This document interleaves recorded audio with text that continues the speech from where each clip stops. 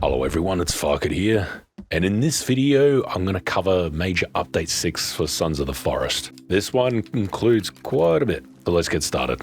Now the first major change is that they've added stones and stone building to the game. Now stones are completely different from rocks, and they seem to be found near water areas or where there's like quarries, kind of rock areas, just basically anywhere where there isn't really grass or trees. It's hard to explain.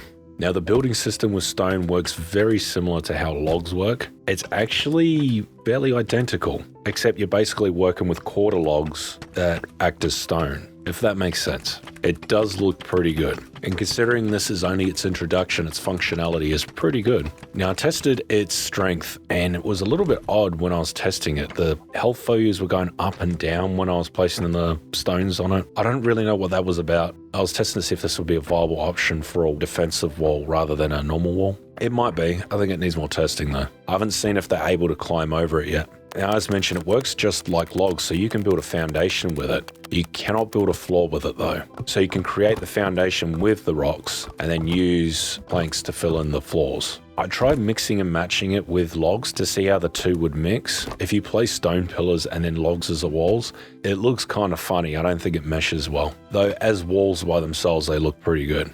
You can also build beams with them, which is quite interesting how it works because there's no cement in the game, but I guess time will tell if we're going to get cement and concrete in the game. We probably won't, but it probably would add to the realism of it, actually making the stone structures stick together. You can make half walls and half windows with them. There is a little gap that sticks out the top if you put a log on top. I don't really like that, but I guess it's just a small cosmetic issue. It's difficult working out where things fit in this, like trying to match up the stone with the wood. I have identified an issue, I believe, in this system in that the stone does look really good. The problem is because of the moss and that, it looks quite old. And then you put logs on and the logs look quite fresh and it doesn't quite match up. And then to make it worse, the roofs you put on the roof, the planks, are fresh cut and it looks like this hybrid mesh of old and new, and the textures don't match up very well because of it.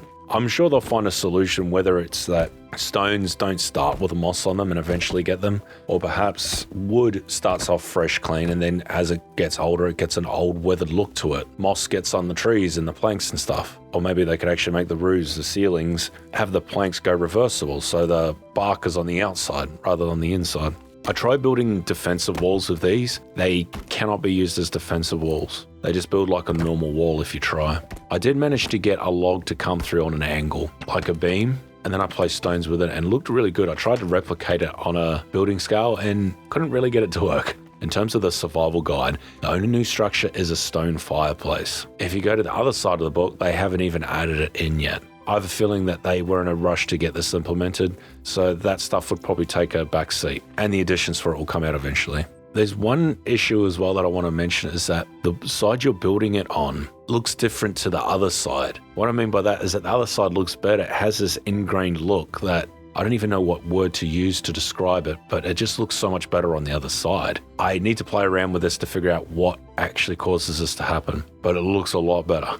Building with it is fine. You can use log hack in the console commands. If you type in cheat stick in the game, just type it in anywhere, then press F1 and type in log hack. You can place unlimited stones, just like logs. Be interesting to see how far they go with it. They've got stones, they've got logs. Wonder what else they could probably do for this. I think that's probably all options exhausted. Neat system though. You can't make doors with them at this stage, but I have a feeling that a lot of changes are going to come to this stone system.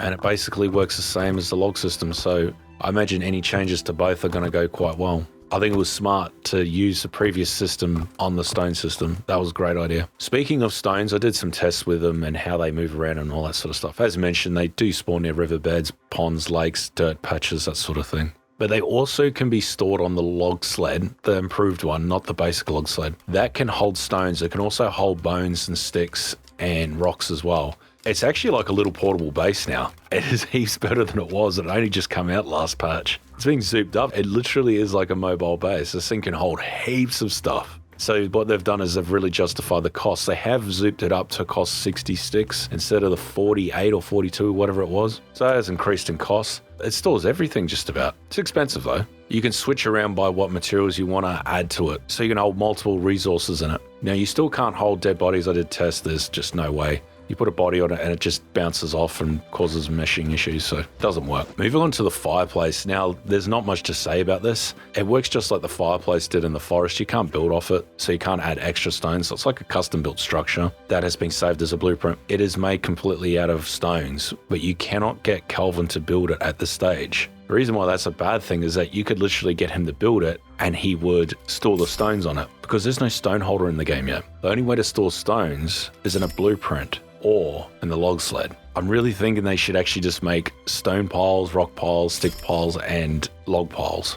And you can just get Kelvin to finish them, and then they'll just be piles of resources that you can take off. Because that's what the fireplace is going to be. It's going to be very useful for that. You can get Kelvin to get stone and fill up the log sled. He doesn't use the basic log sled though. That thing can only hold logs. It can't hold anything else, not even the stones. And here's a little quick montage of Kelvin getting stones. He filled 2.5 sleds up with stones. Now I tested if you could throw stones at enemies, and it does nothing at this point. Logs still damage them. I had this weird thing where I went up the body, it said I could light it on fire, and I thought, oh, is this a new trick? You just happen to die on top of a fire. I didn't even realize. Got excited for a second then. Now this next change wasn't mentioned, but you can now place rocks a lot quicker on top of sticks and that sort of stuff. This is good for building spike defenses, by the way. The next addition is they've added effigies, and they work pretty much identical as to the ones in the forest, and I think it's based on they work identical pretty much to the way the forest ones work. I think this is going to be a lot more consistent. The more limbs you put on it, so you can put legs, arms, and heads on it, and it will add to the effect that it causes. You don't have to light these on a fire either, though I think the best way they'll probably be used as a way to keep enemies from certain areas and drive them into other areas, because you're not going to be able to prevent them from coming in completely. You want to force them into like a kill box or something like that, an area where you're more highly defended. They can hold a lot of sticks, and when they become an effigy is when you place the stick on top. Now because of that, the top part of it, the more sticks you add, the more stronger it gets. And I found that it can go up to 1800 health points, which is extremely strong. The problem is that the part underneath it is a weak part, so they just have to take that out. So some way you could get around that, the top part would be the ultimate defense, just a whole bunch of sticks sticking off each other. If that could be made to work, then yeah, but I'm not sure yet. It's probably worth looking into. I'm not going to show too much of the arms and limbs and that sort of stuff. YouTube loves that stuff. I tried putting torsos on there and bodies. Doesn't work. It used to work in the forest. It doesn't work in this one. Now the next changes are for the stew system, or the cooking system. The advanced cooking system, as they call it. Each recipe now gives a buff to certain stats, as you can see on the side here. You got energy, hydration, food, tiredness, and health. And there's also 3 others that can happen. It's got to do with comfort. I think stealth is the eyeball, the arm with the muscle is health, the little picture of an axe is damage, and I think there's warmth as well. I'm not sure. Now, usually these kind of things are gimmicky in games. So what I decided to do was actually go and check it. Using the Greg recipe, which is actually just a complete person, it gives you 2 to damage. There's 2 arrows above it. Turns out what that means is that it doubles your damage. Not 50%. You do 100% more damage, which is huge. I did some tests with that damage, and 1 power attack with the fireman's axe will take a cannibal down in 1 hit. But yeah, these perks will turn you into a beast. They were in the last patch, but now they're listed in the HUD and that stuff down the bottom. I'm not going to go into too much detail about what the other ones do because I actually just don't know, and it is very difficult to get this video done. But I think over time these will get balance changes, and they might add new recipes and that sort of stuff. By the looks of it though, this is the way to eat food if you can, because you can now take the pot of stew with you and have it in your inventory, and if you hold your cursor over, it'll tell you what's in the stew. With this new cooking system, I think a priority for the next patch, all the upcoming ones, is to do more with the electricity system and add a stove, like a 2-burner stove or something, so you can have 2 pots on there that, yeah, you can cook anytime when you want with them, and they don't fall off when the fire dies or anything like that. You can also tip out water and that sort of stuff using the right click, I think it is, from the flask and the pot. Though I tipped out the flask on top of the pot to see if it would fill it up, and it didn't work. So it's more just a cosmetic thing. Now the next change has to do with sleep and comfort and that sort of stuff. Now these changes are pretty big and pretty important. When you go to sleep, it matters what you're wearing. So I did tests here in the same environment, just switching between the spacesuit, which had one of the lowest comforts, and the pajamas. The golden armor technically has the lowest comfort, but I thought realistically you're probably not going to be wearing that under normal conditions.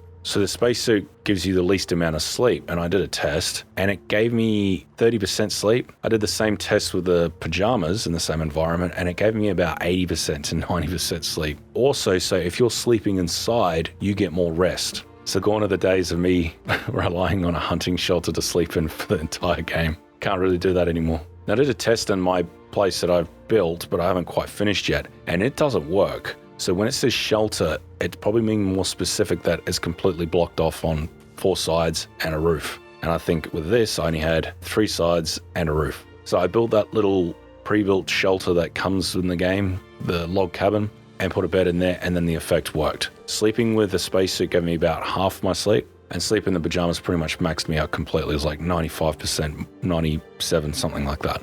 So change before you go to bed, so you actually get in your pajamas if you can. The more comfort, the better. And try and sleep inside a shelter. Build yourself a house if necessary. The log cabin is probably a good idea to start off with because you will get more sleep. That is if you're dependent on sleep and you don't have access to energy drinks or berries or whatever. You'll figure it out. Next change is that GPS markers on sticks actually sit properly. They sit on the side of the stick and you can change the icon. Pretty sure you could before, but it just sits better and looks better. Is better. Yeah. They changed defensive spikes to no longer collide with enemies. Instead, that enemies will get damage from. I did a test just running along it with God mode on. And yeah, you want to be careful because before you could collide with them as well. I think you don't anymore. So now you just absorb it. So you could run through and just lose all your armor in like a second. Like you see here, they just get mowed. The only reason I didn't die is because I had God mode. Speaking of which, they fixed God mode in the console command. So now it works properly. Next change is that they added a timer to the dining areas. I don't really know what this is about. It's got to do with the in-game story. Strange addition. I wonder if the timer changes if you come in earlier. I don't know. Probably not. And next is that they've added hard survival difficulty. Now, I haven't looked into this too much. It only mentions on the description that it reduced food spawns in crates, no item storage crate respawn on load in game mode, lowered fish and animal spawns, decreased target health and stamina regen speeds while cold, and increased the penalty for raw or rotten meats. Now, I had a look in the console commands and there was one to change difficulty mode, but it doesn't work. It must be a carryover from the forest that hasn't implemented properly. So I believe the way that you're going to have to change it, if you want to change it and not have to start again, is using a saved game editor. I haven't looked into them yet. There would be a mod for it. And here's the rest that I haven't covered. There's not many changes in this update, but there's a lot of new stuff. Now, here's some stuff that I wasn't able to get footage for or just ran out of time trying to get this video done. So, yeah.